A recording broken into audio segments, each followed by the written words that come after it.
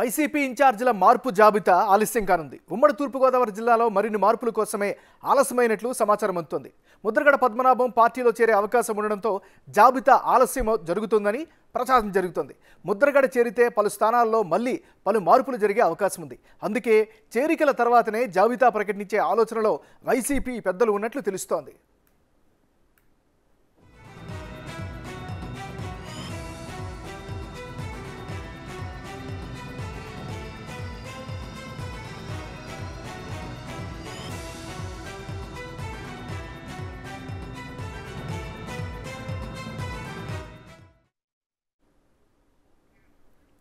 బిడ్డలు మనం breaking news చూస్తున్నాం. వైసీపీ ఇన్ఛార్జీల మార్పు జాబితా ఆలస్యం అయ్యే అవకాశాలు కనిపిస్తోంది.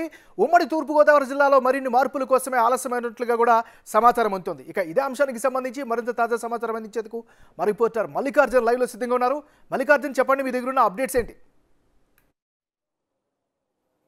నాగరాజ్, ఏదైతే సెకండ్ లిస్ట్ కోసం కూడా వైసీపీ చాలా కసరత్తు చేస్తుందని చెప్పుకోవచ్చు. మొదటిగా ఎవరైతే స్థానికంగా ఉన్న సిట్టింగ్ ఎమ్మెల్యేలతో కూడా సమావేశాలు నిర్వహించడం, అలాగే అక్కడ ఉన్న ఆశావాహులతో కూడా సమావేశం నిర్వహించడం, ఎవరైతే ఇక్కడ సీటు ఆశిస్తూ ఉన్నారో వాళ్ళతో సమావేశం నిర్వహించే సందర్భంగా వాళ్ళకి సంబంధించి గెలుపోటప్పలపైన కూడా వైసీపీ ఒక సర్వే నిర్వహిస్తూ ఉంది. అలాగే సిట్టింగ్ ఎమ్మెల్యేలకు సంబంధించి కూడా సర్వే నిర్వహిస్తుంది. ఈ సర్వేలన్నింటినీ బేరీజ్ వేసుకొని ఎవరికి సీటు ఇస్తే బాగుంటుందంటూ కూడా వైసీపీ కొంత కసరత్తు చేస్తుంది. అది తాడేపల్లిలో కూడా కసరత్తు చేస్తూ ఉంది. ఈ ఎవరైతే సీజనల్ కోఆర్డినేటర్లు ఉంటారో, రీజనల్ కోఆర్డినేటర్లు, అలాగే పార్టీకి సంబంధించిన ప్రధాన కార్యదర్శులు వాళ్ళతో కూడా ఆ సర్వే నిర్వహించి ఒక అభ్యర్థిని కూడా ఇన్ఛార్జిగా ప్రకటించేందుకు సన్నాహాలు జరుగుతున్న సమయంలో కూడా వైసీపీ సెకండ్ లిస్టు ఆలస్యమయ్యేటట్టు కనపడతా ఉంది. ఎందుకంటే ఇప్పటికే 11 మందికి సంబంధించిన లిస్టును రెడీ చేసుకొని సీఎం జగన్ ఆమోదం పొందిన తర్వాత రిలీజ్ చేద్దామని చెప్పి కూడా భావిస్తున్న తరుణంలో ఇప్పుడు ఎవరైతే తూర్పుగోదావరి జిల్లాకు చెందిన కాపు ఉద్యమ నేత ముద్రగడ పద్మనాభం కూడా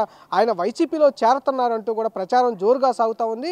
ఈ 2 రోజుల్లో ఆయన వైసీపీలో చేరబోతా ఉన్నారు. ఆయన చేరిన తర్వాత ఈ అభ్యర్థులకు సంబంధించి మరోసారి మార్పు రాకుండా ముందుగానే మార్పు చేసి అభ్యర్థుల్ని ప్రకటిస్తే బాగుంటుందంటూ కూడా అధిష్టానం భావిస్తూ ఉంది. ఆయన జాయిన్ అయిన తర్వాత చాలా మార్పులు ఇప్పటికే దాదాపుగా ఉమ్మడి తూర్పుగోదావరి జిల్లా వ్యాప్తంగా ఉన్న 19 నియోజకవర్గాల్లో కూడా 7 నియోజకవర్గాలని వైసీపీ అధిష్టానం మార్చాలని భావిస్తూ ఉంది. ఆ 7 నియోజకవర్గాల్లో కూడా రెండో లిస్టులోనే ఇవ్వాలని కూడా భావిస్తూ ఉంది. 11 ఏదైతే ఉన్నాయో 11కు సంబంధించిన మార్పు ఏదంటూ ఉంటుందో దాంట్లో అనంతపురం, అలాగే తూర్పుగోదావరి జిల్లాలో 7 ఉండటం కూడా ఆ 7 నియోజకవర్గాలను కూడా ఇప్పుడు ఆపు చేసి ఆయన జాయిన్ అయిన తర్వాత మరోసారి చర్చించి, అలాగే అభ్యర్థులకు సంబంధించి వివరాలన్నీ సేకరించి మరోసారి సర్వే నిర్వహించి తర్వాత విడుదల చేద్దామనే భావనలో కూడా వైసీపీ ఉన్నట్లు కూడా తెలుస్తుంది. అందుకోసమే సెకండ్ లిస్టు ఆలస్యమయ్యే అవకాశం అయితే కనిపిస్తూ ఉంది ప్రధానంగా. నాగరాజ్,